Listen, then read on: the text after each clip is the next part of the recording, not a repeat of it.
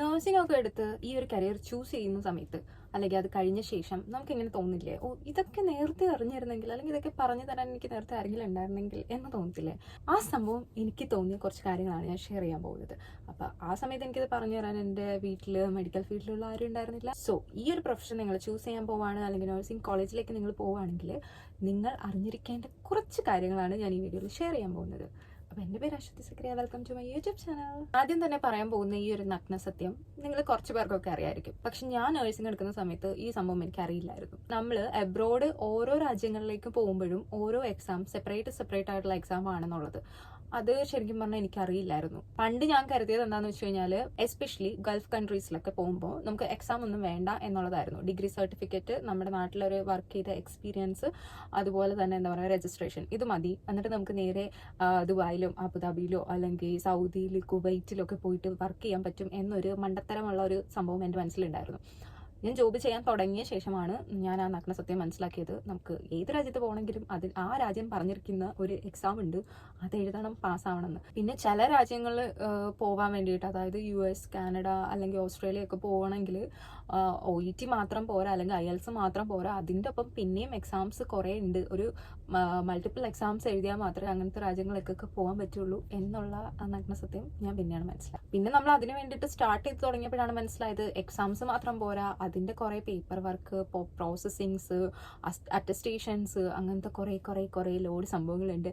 ഇതെല്ലാ കടമ്പകളും കടന്നിട്ട് മാത്രമേ നമുക്ക് പുറത്തൊരു രാജ്യത്ത് പോയി ജോലി ചെയ്യാൻ പറ്റുള്ളൂ എന്നുള്ള കാര്യം എടുത്തു പറയുകയാണെങ്കിൽ, ബാക്കിയുള്ള ഈ പറയുന്ന ചില പ്രൊഫഷൻസ് ഒക്കെ ഉണ്ടല്ലോ, ഈ എഞ്ചിനീയറിംഗ് കഴിഞ്ഞവർക്കോ അല്ലെങ്കിൽ വേറെ ഏതെങ്കിലും ഉള്ള പ്രൊഫഷണൽസ്, ഇപ്പം ഷെഫ്, അവർക്കൊന്നും ഈ പറഞ്ഞ മാതിരി എക്സാം ഒക്കെ അറ്റൻഡ് ചെയ്യേണ്ട, എല്ലാ രാജ്യങ്ങൾക്ക് വേണ്ടിയിട്ടും മൾട്ടിപ്പിൾ എക്സാംസ് ഉണ്ടോ എന്ന് ചോദിച്ചു കഴിഞ്ഞാൽ കുറവായിരിക്കും. പ്രത്യേകിച്ച് അറബ് കൺട്രീസിലൊക്കെ, ഈ GCC കൺട്രീസിൽ വർക്ക് ചെയ്യാൻ വേണ്ടിയിട്ട് വേറെ പ്രൊഫഷനിൽ, മെഡിക്കൽ ഫീൽഡ് അല്ലാത്ത പ്രൊഫഷൻസിന് സെപ്പറേറ്റ് എക്സാംസ് ഒന്നും ഉള്ളതായിട്ട് എനിക്കറിയില്ല. സോ ആ സംഭവം ഞാൻ ശരിക്കും നേരത്തെ അറിഞ്ഞിരുന്നെങ്കിൽ എന്ന് ഞാൻ വിചാരിച്ചിട്ടുണ്ടായിരുന്നു. പിന്നെ ഉള്ളൊരു നഗ്നസത്യം എന്ന് പറഞ്ഞാൽ, നഴ്സിംഗിന് പോകുന്നതിന് മുമ്പ് നമ്മൾ കോളേജും യൂണിവേഴ്സിറ്റിയും ഒക്കെ ചൂസ് ചെയ്യുന്നത് വളരെ ശ്രദ്ധിക്കണം എന്നുള്ള കാര്യം എനിക്കറിയില്ലായിരുന്നു. ഞാൻ നഴ്സിംഗ് എടുക്കുന്ന സമയത്ത് അതിനെപ്പറ്റിയിട്ട് എനിക്കൊരു ഐഡിയ ഉണ്ടായിരുന്നില്ല. ഏതെങ്കിലും ഒരു നഴ്സിംഗ് കോളേജിൽ പഠിക്കുക, 4 വർഷം കംപ്ലീറ്റ് ചെയ്യുക, വർക്കിന് പോവുക, അതായിരുന്നു എൻ്റെ മൈൻഡിലുണ്ടായിരുന്നു. നഴ്സിംഗ് കോളേജ് ചൂസ് ചെയ്യുമ്പോൾ ഇന്ന കാര്യങ്ങൾ ശ്രദ്ധിക്കണം എന്നൊന്നും എനിക്കറിയില്ലായിരുന്നു. ഞാൻ വിചാരിച്ചത് നല്ല വലിയ കോളേജ്, വലിയ പോഷ് ആയിട്ടുള്ള കോളേജിൽ ഭയങ്കര ഫീസൊക്കെ കൊടുത്തിട്ട് പഠിക്കുന്നത്, നല്ല റെപ്യൂട്ടേഷനുള്ള ഹോസ്പിറ്റലിൽ വർക്ക് ചെയ്യാം, ചെറിയ കോളേജിൽ പഠിച്ചു കഴിഞ്ഞാൽ ചിലപ്പം ജോലി കിട്ടാൻ ബുദ്ധിമുട്ടായിരിക്കും എന്നൊക്കെയായിരുന്നു എൻ്റെ മണ്ടൻ ചിന്ത. പിന്നെ എനിക്ക് ഗ്രാജുവലി മനസ്സിലായി, കോളേജിന്റെ വലിപ്പം ചെറുപ്പം, ഫീസിന്റെ വലിപ്പം ചെറുപ്പം ഒന്നല്ല കാര്യം. നല്ല അക്രഡിറ്റേറ്റഡ് ആയിട്ടുള്ള ഒരു കോളേജ് പഠിക്കുക എന്നതാണ് പ്രാധാന്യം. കോളേജ് എങ്ങനെ ചൂസ് ചെയ്യണം എന്നുള്ളതിനെ പറ്റിയിട്ട് ഞാനൊരു വീഡിയോ ചെയ്തിട്ടുണ്ട്. ഞാനത് ഇതിൻ്റെ ഡിസ്ക്രിപ്ഷൻ ബോക്സിൽ കൊടുത്തിട്ടുണ്ട്. നിങ്ങൾക്ക് വേണമെങ്കിൽ അറിയാൻ താല്പര്യം ഉണ്ടെങ്കിൽ ഒന്ന് ചെക്ക് ചെയ്ത് നോക്കുക. പിന്നെ ഞാൻ മനസ്സിലാക്കാതെ പോയൊരു സംഭവമാണ്, നിങ്ങൾ നഴ്സിംഗ് അല്ലെങ്കിൽ മെഡിക്കൽ ഫീൽഡ് ആണോ ചൂസ് ചെയ്തത് എങ്കിൽ പിന്നെ നിങ്ങൾ ഇനി ലൈഫ് ലോങ് ഒരു മോർണിംഗ് പേഴ്സൺ ആയിരിക്കണം. അതുപോലെ തന്നെ ഉറക്കമില്ലാത്ത രാത്രികളും ആയിരിക്കും. രാവിലെ എണീക്കുക, കോളേജിൽ പോവുക, പോസ്റ്റിങ്ങിന് പോവുക, വൈവ, എക്സാംസ്, അങ്ങനെ ഒരുപാട് കാര്യങ്ങളുണ്ട്. എൻ്റെ അമ്മയെ പിന്നെ ഒരു ലോഡ് എഴുത്ത് കുത്ത് സംഭവങ്ങളൊക്കെ ഉണ്ട്. അസൈൻമെന്റ്സ് ഉണ്ടാവും, സെമിനാർസ് ഉണ്ടാവും, പ്രോജക്ട്സ് ഉണ്ടാവും, അതുപോലെ തന്നെ കെയർ പ്ലാൻ അതുണ്ടാവും, നോട്ട്സ് ഉണ്ടാവും, എക്സാമിന് പ്രിപ്പയർ ചെയ്യണം, വൈവയ്ക്ക് പ്രിപ്പയർ ചെയ്യണം. ഇതെല്ലാം രാവിലെ എണീറ്റ് ഈ പറഞ്ഞ കോളേജിലും പോസ്റ്റിങ്ങിനും വൈവയൊക്കെ കഴിഞ്ഞിട്ട് വന്നിട്ട് പിന്നെ നമുക്കുള്ള പരിപാടികളാണ്. അപ്പോൾ ഇതെല്ലാം കഴിയുമ്പോൾ തന്നെ 2-3 മണിയാവും. പിന്നെ നെക്സ്റ്റ് ഡേ മോർണിംഗിൽ 6 മണിക്കോ 7 മണിക്കോ വീണ്ടും എഴുന്നേക്കണം. അപ്പം ഒരു മോർണിംഗ് പേഴ്സൺ ആണ്, ഒപ്പം ഉറക്കമില്ലാത്ത രാത്രികൾ. ഇനിയിപ്പോൾ ജോബിന് കയറിയാൽ പോലും ഇത് തന്നെ സെയിം ആയിരിക്കും.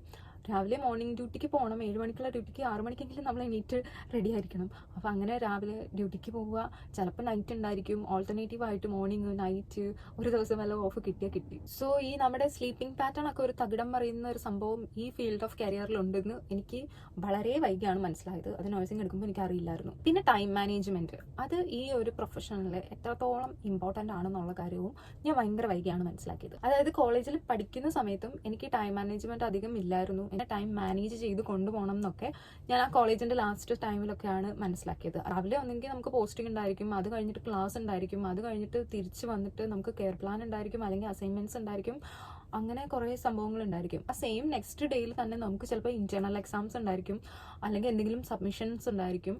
അപ്പോൾ ഇതിങ്ങനെ എല്ലാം കൂടി നമുക്ക് പെട്ടെന്ന് മാനേജ് ചെയ്യുക എന്ന് പറയുന്നത് എനിക്ക് കുറച്ച് ബുദ്ധിമുട്ടായിരുന്നു തുടക്കത്തിൽ കോളേജിൽ. അത് കഴിഞ്ഞ് ഗ്രാജുവലി ഒരു സെക്കൻഡ് ഇയർ ഒക്കെ കഴിഞ്ഞപ്പോഴേക്കും നമുക്കൊരു ഐഡിയ കിട്ടി. പിന്നെ നമ്മുടെ ഈ പറഞ്ഞ പോലെ ജോബിൽ കയറുമ്പോഴും time management is very very important. So അപ്പം എനിക്ക് ടൈം മാനേജ് ചെയ്തത് കൊണ്ട് പോയത് കൊണ്ടായിരിക്കും ചിലപ്പം എക്സാം ഹാളിൽ കയറുമ്പോഴും എനിക്ക് ടൈം മാനേജ് ചെയ്തിട്ട് ആൻസേഴ്സ് ഒക്കെ എഴുതാനുള്ള ഒരു ഐഡിയ സംഭവങ്ങളൊക്കെ കിട്ടി തുടങ്ങി. അത് പിന്നെ എൻ്റെ ലൈഫിലും അതുപോലെ തന്നെ ഇപ്പം എൻ്റെ ജോബിലും ഹെൽപ്പ് ചെയ്യുന്നുണ്ട്. പിന്നുള്ളൊരു സംഭവം എന്ന് പറഞ്ഞു കഴിഞ്ഞാൽ, ഞാൻ വിചാരിച്ചു നഴ്സിംഗ് കഴിഞ്ഞു കലാസ്, നമ്മുടെ പണി കഴിഞ്ഞു, ഇനി നമുക്ക് പഠിക്കുകയൊന്നും വേണ്ട, നഴ്സിംഗ് കഴിഞ്ഞല്ലോ, ഇനി നമുക്ക് ജോലിയാണല്ലോ, ഇനി നമുക്കൊന്നും പഠിക്കണ്ടെന്ന്. പക്ഷെ ഞാൻ ആ നഗ്ന സത്യം തിരിച്ചറിഞ്ഞത് പിന്നീടായിരുന്നു. നഴ്സിംഗ് എന്ന് പറയുന്നത് ഒരു നെവർ എൻഡിങ് ലേണിംഗ് പ്രോസസ്സ് അല്ലെങ്കിൽ സ്റ്റഡിങ് ആണ് എന്ന് ഞാൻ പിന്നെയാണ് മനസ്സിലാക്കിയത്. നമ്മൾ നഴ്സിംഗ് വൺസ് എടുത്തു കഴിഞ്ഞാൽ നമ്മൾ എപ്പോഴും പഠിച്ചുകൊണ്ടേ ഇരിക്കുകയാണ്. നമ്മൾ ഒരിക്കലും പഠിത്തം നിന്ന് പോകുന്നില്ല, എല്ലായ്പ്പോഴും പഠിക്കുകയാണ്. അതായത് നമുക്ക് വർക്ക് ചെയ്യുന്നതിനൊപ്പം നമുക്ക് ക്ലാസ്സസ് ഉണ്ടായിരിക്കും. അതുപോലെ തന്നെ ഇപ്പം എവിടെയെങ്കിലും മൈഗ്രേഷൻ പ്ലാൻ ചെയ്യുന്നുണ്ടെങ്കിൽ പഠിക്കണം. കരിയറിൻ്റെ കൂടെ കൊണ്ടുപോകേണ്ട കുറേ പ്രോഗ്രാംസ് നമുക്ക് പഠിക്കണം. അപ്പം ഇതിങ്ങനെ ലൈഫ് ലോങ് ഇങ്ങനെ പഠിച്ചുകൊണ്ടിരിക്കുന്ന ഒരു സംഭവമാണ് നഴ്സിംഗ് എന്ന് പറയുന്നത്. അത് നിങ്ങൾക്ക് എത്ര പേർക്ക് അറിയാമെന്ന് എനിക്കറിയില്ല. അതായത് ഇപ്പം നഴ്സിംഗ് സ്റ്റുഡൻറ്റ് ആയിട്ടുള്ളവർക്ക് നിങ്ങൾക്ക് ചിലപ്പോൾ അവെയർ ആണോ എന്ന് എനിക്കറിയില്ല. അല്ലെങ്കിൽ നിങ്ങൾ മനസ്സിലാക്കിക്കോ, നിങ്ങൾ ഡ്യൂട്ടിക്ക് കയറി കഴിഞ്ഞാലും നിങ്ങൾക്ക് അവിടെ ക്ലാസ്സസ് ഒക്കെ ഉണ്ടാവും. കാരണം അക്രഡിറ്റേറ്റഡ് ആയിട്ടുള്ള ഒരു ഹോസ്പിറ്റലിൽ ഈ പറഞ്ഞ CME ക്ലാസ്സസ് ഒക്കെ മാൻഡേറ്ററി ആണ്. അത് നമ്മൾ അറ്റൻഡ് ചെയ്തിരിക്കണം. പഠിച്ചു കഴിഞ്ഞ് ജോലിക്ക് കയറിയാൽ അവിടെ വെച്ച് നമ്മുടെ പഠിത്തം നിന്നു എന്ന് നമ്മൾ ഒരിക്കലും തെറ്റിദ്ധരിക്കരുത്. നമ്മൾ പിന്നെയും പഠിച്ചുകൊണ്ടേ ഇരിക്കുകയാണ്, പഠിത്തം തുടരും. പിന്നെ എനിക്ക് വളരെ വൈകി മനസ്സിലായ ഒരു കാര്യം എന്ന് പറഞ്ഞാൽ, നമ്മുടെ കോളേജിൽ നമ്മൾ പഠിച്ച സംഭവങ്ങളൊന്നുമല്ല നമ്മൾ ജോലി ചെയ്യാൻ തുടങ്ങുമ്പോൾ നമുക്ക് വേണ്ടത് എന്നുള്ള കാര്യം. അതായത് കോളേജിൽ നമ്മൾ പഠിച്ച തിയററ്റിക്കൽ ആയിട്ടുള്ള സംഭവങ്ങളെക്കാളും കൂടുതൽ ഹോസ്പിറ്റലിൽ നമുക്കൊരു നല്ല നേഴ്സ് ആവാൻ വേണ്ടിയിട്ടുള്ളത് പ്രാക്ടിക്കൽ സ്കില്ലാണ് എന്നുള്ള കാര്യം ഞാൻ പിന്നെ ഗ്രാജുവലി ആണ് മനസ്സിലാക്കിയത്. നമ്മൾ തിയററ്റിക്കലി നമുക്ക് എത്ര നോളജ് ഉണ്ടെന്ന് പറഞ്ഞിട്ടും കാര്യമില്ല, പ്രാക്ടിക്കലി നമ്മൾ ആ ഒരു സിറ്റുവേഷൻ ഹാൻഡിൽ ചെയ്യുന്നതാണ് നമ്മുടെ മെയിൻ ആയിട്ടുള്ള നഴ്സിംഗ്. നമ്മൾ ഈ കോളേജിൽ പഠിച്ച നമ്മുടെ തിയററ്റിക്കൽ ആയിട്ടുള്ള സംഭവങ്ങളുടെ 10% മാത്രമേ നമ്മൾ ജോലി ചെയ്യുമ്പോൾ അത് ഹെൽപ്പ് ചെയ്യുന്നുള്ളൂ. ബാക്കിയുള്ള കാര്യങ്ങൾ, ശരിക്കുള്ള നഴ്സിംഗ് എന്താണെന്ന് നമ്മൾ ഹോസ്പിറ്റലിൽ വർക്ക് ചെയ്യുമ്പോഴാണ് നമ്മൾ പഠിക്കുന്നത്.